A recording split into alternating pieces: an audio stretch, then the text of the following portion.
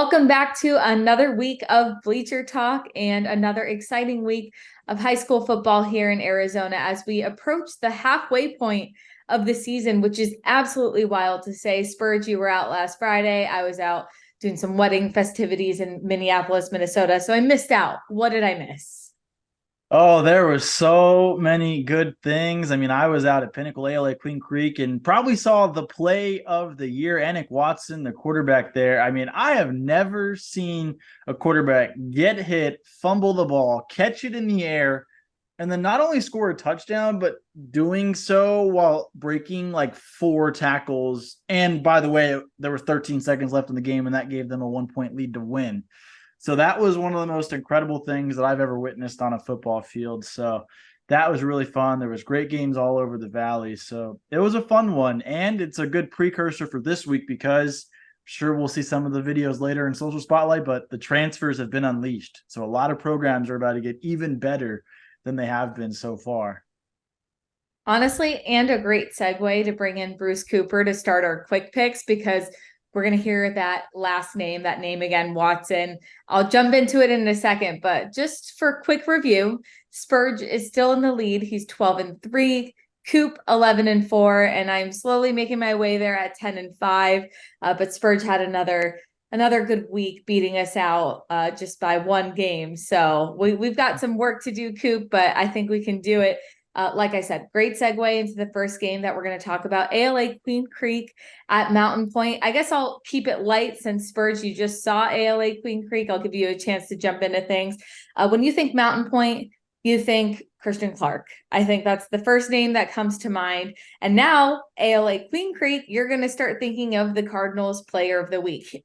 Enoch Watson was just named the player of the week a couple hours ago before recording this. Star power on both teams.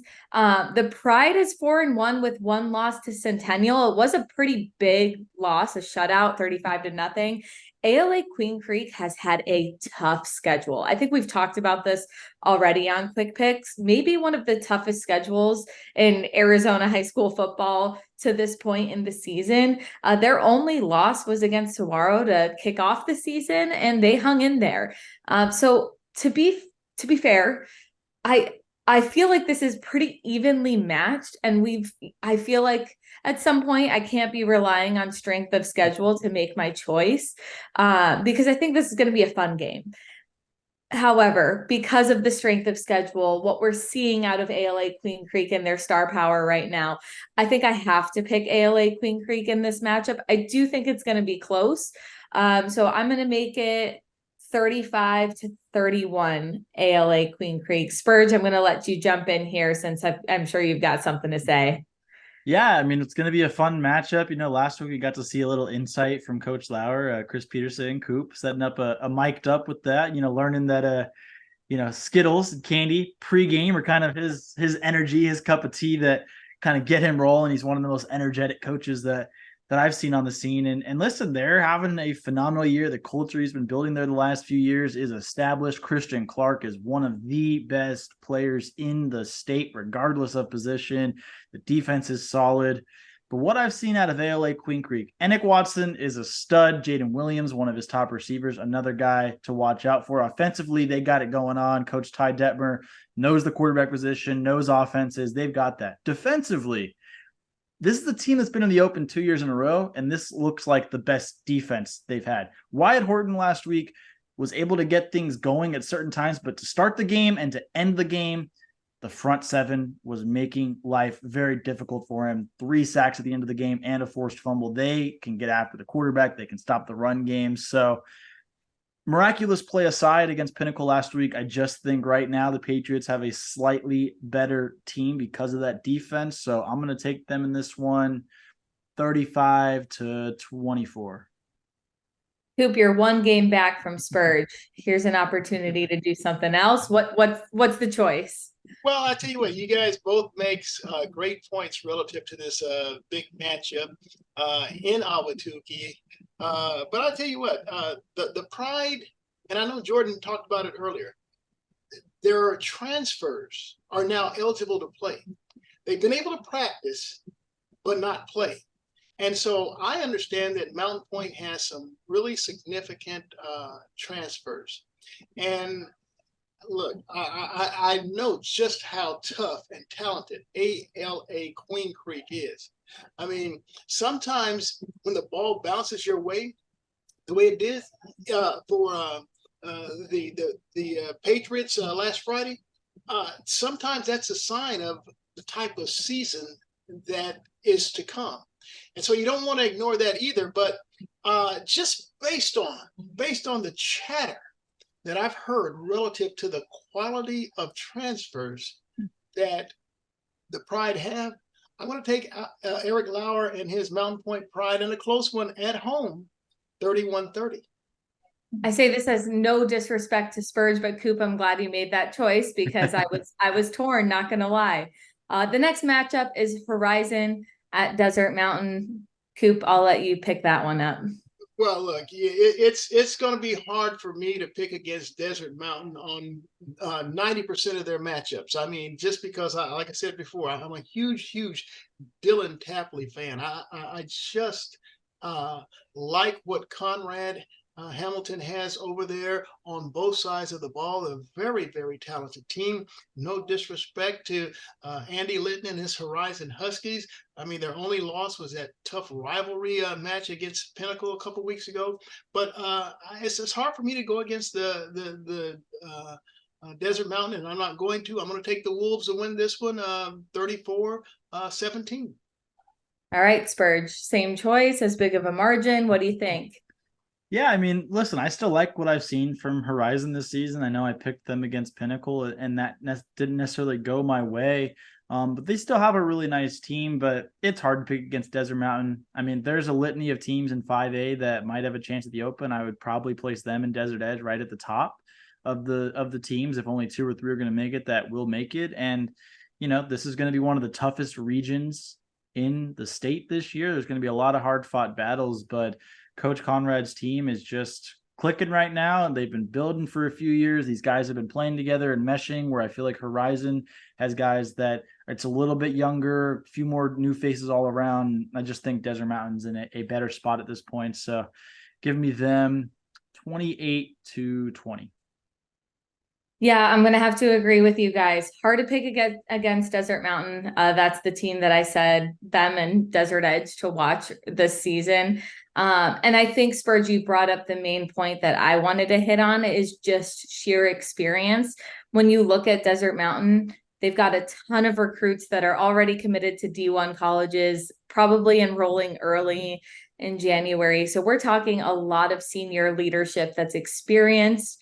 And they're itching for a spot in the Open this season, probably more so than Horizon, just because I feel like they've been a team on the cusp over the last few years. And that's been building with this group of guys that Dylan Hip, Dylan Tapley, Santana Wilson. I mean, the list can continue going on. But I just think it's hard to pick against Desert Mountain this season. So I won't. I'm going to agree with y'all.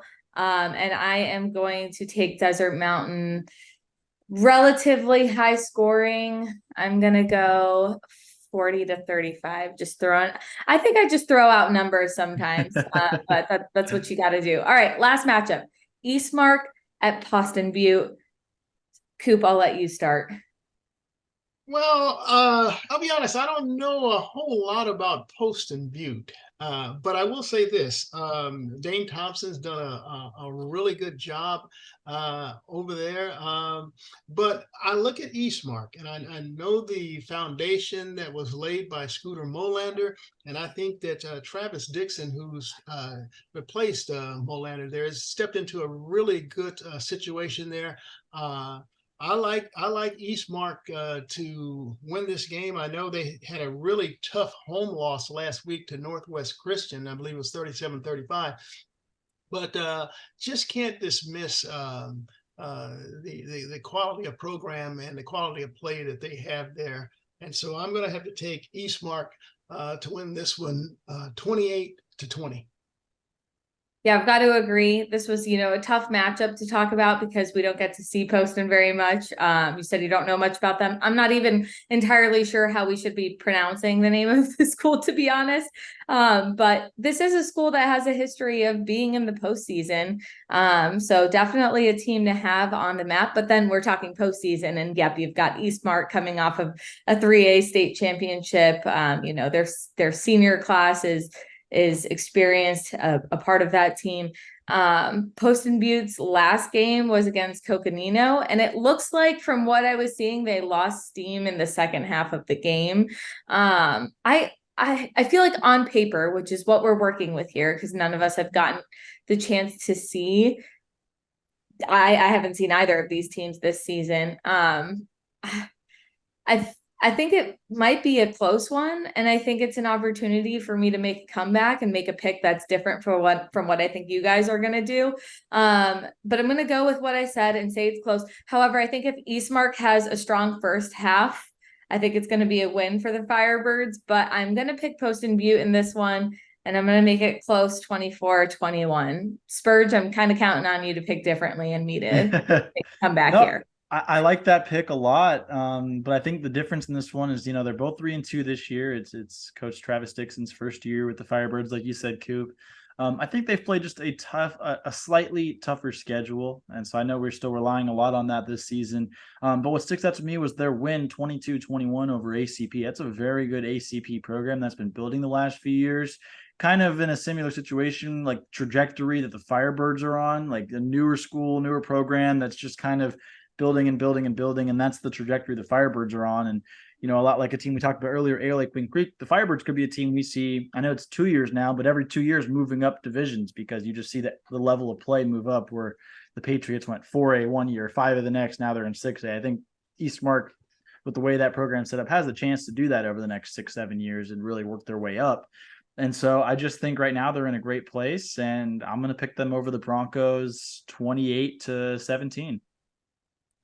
Another great week of picks. We'll have to see how things shake out next week. Hoping things go in my favor. Spurge, what do we have coming up? Yeah, next up, girls flag football. One of the top quarterbacks in the state mic'd her up, so it's going to be a fun story. Stay tuned for that on Bleacher Talk.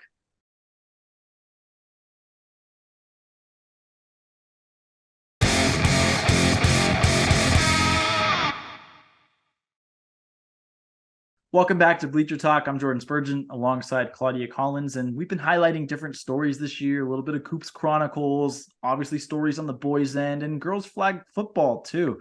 So this week I went out Williamsfield High School, one of the top quarterbacks in the state, Addison Nichols. She's been playing since she was 4 years old, loves playing with this team, maybe wants to play at the next level, not sure yet, but I decided to throw a mic on her and just see what it's like to see the field the way she does. And not going to lie, I learned a few things about quarterbacking from her. She's very, very smart, knows the game inside and out. So without further ado, here's Addison Nichols mic'd up.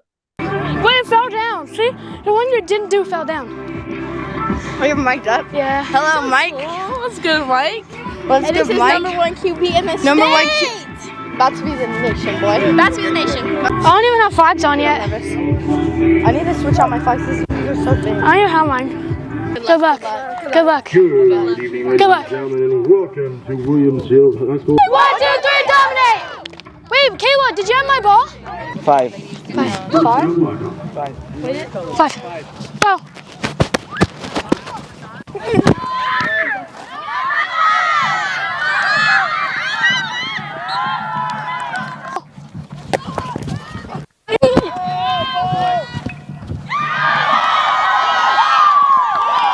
Dude, I knew it was over her head. I knew it. Oh, yeah. Charlie, shake it. Brought 4 in that last game, up to the front. Oh, no, I saw that. Yeah. I think 2 of them rushed me. Yeah. Yeah, and they still didn't get And me, then so. they dropped him back, but it Yeah. was too late. What's the truck? Who is? Me. You're right, dumb. I did not know. Oh, shoot, Addie, what the hell? No, come here. I got the ball. I like stepped back a second. She's already at me. Dude, she coming crazy at me. Here comes. Ball. Go!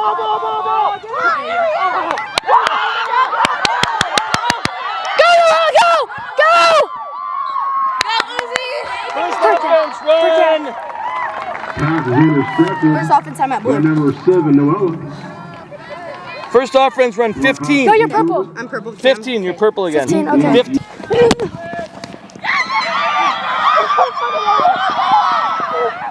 Touchdown! Touchdown! Yeah! Yeah! Yeah! Yeah! Hey! Ah!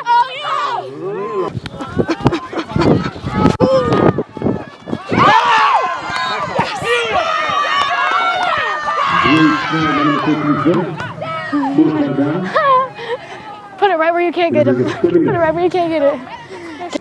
Go.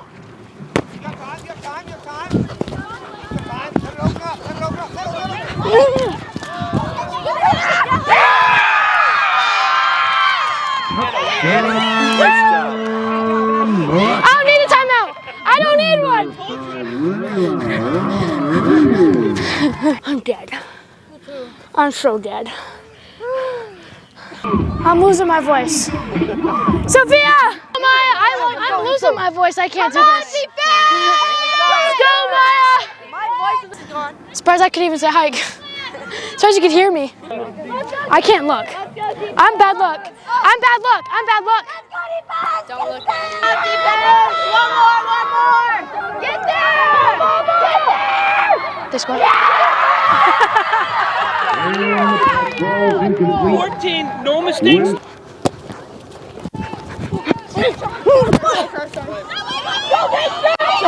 Still fun. Go.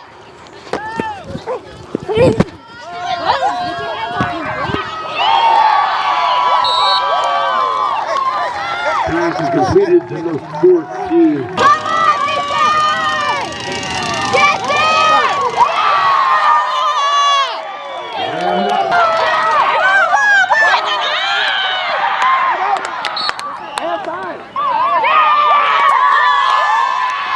Oh, sorry. The pass is completed, but she is just short of the goal line. And that is the game. 5-1. 5-1. 5-1. 5-1. And we did it. What's your name? Eagles. Eagles up. Eagles on 1, 2, 3, Eagles! 5-1. Hey. Oh, we have the band?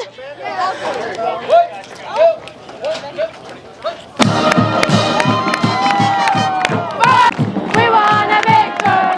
Woo, woo, woo. Out on the field, out on the court. Take a look and watch us score. Spurge, you said you learned a few things from her. Is this another opportunity for a Spurge challenge situation? You think you could take her?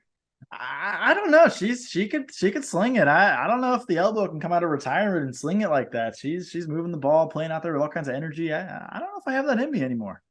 Hey, well, this also, I just want to put this out there. Great opportunity to say, like, we are loving the flag football environment here, being able to be a part of it. If you think you've got a story, reach out to us because we want to get to know these teams as they're developing. So just don't be afraid to send us a DM. You should see our Twitters throughout the show. So definitely reach out to us. But this is also, Twitter segue into what's coming up next. Stick around on Bleacher Talk. We're going to have our social spotlight segment coming up.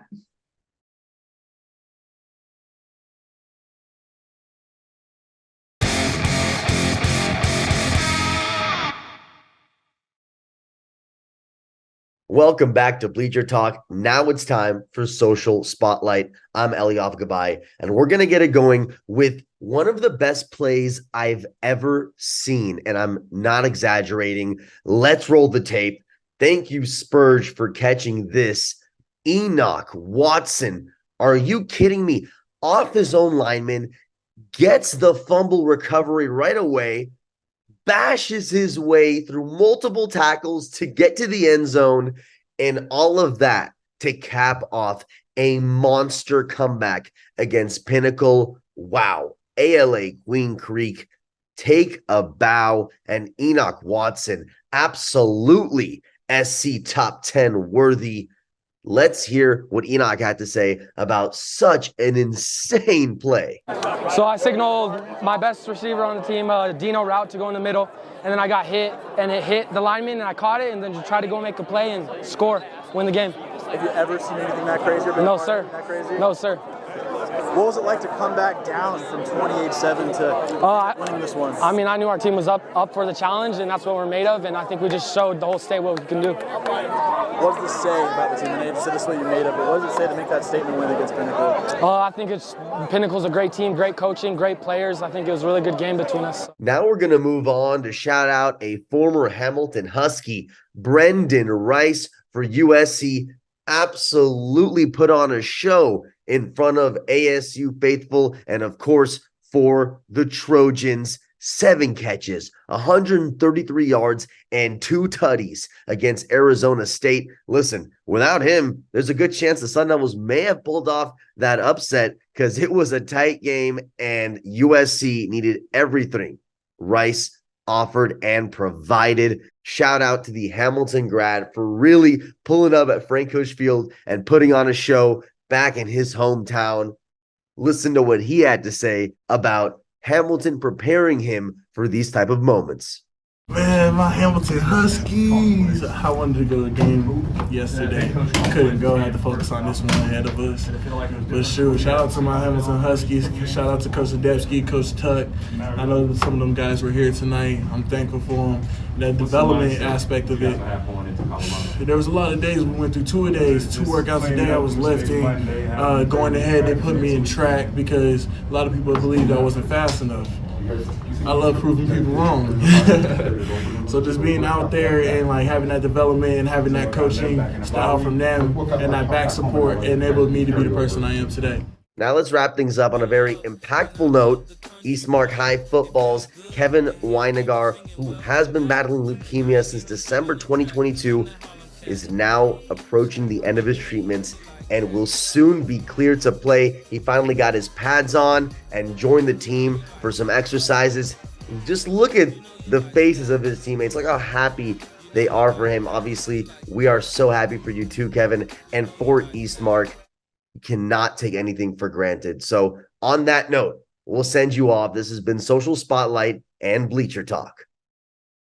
Another great Social Spotlight and another great Bleacher Talk. We have reached the end of our Bleacher Talk this week, but it's going to be a great week. Friday night, Thursday night too. The transfers have been unleashed. Region play beginning in 5A and 6A. So Claudia, this is going to be a fun rest of the high school football season, and we're looking forward to covering it all right here on Bleacher Talk. We'll see you all again next week.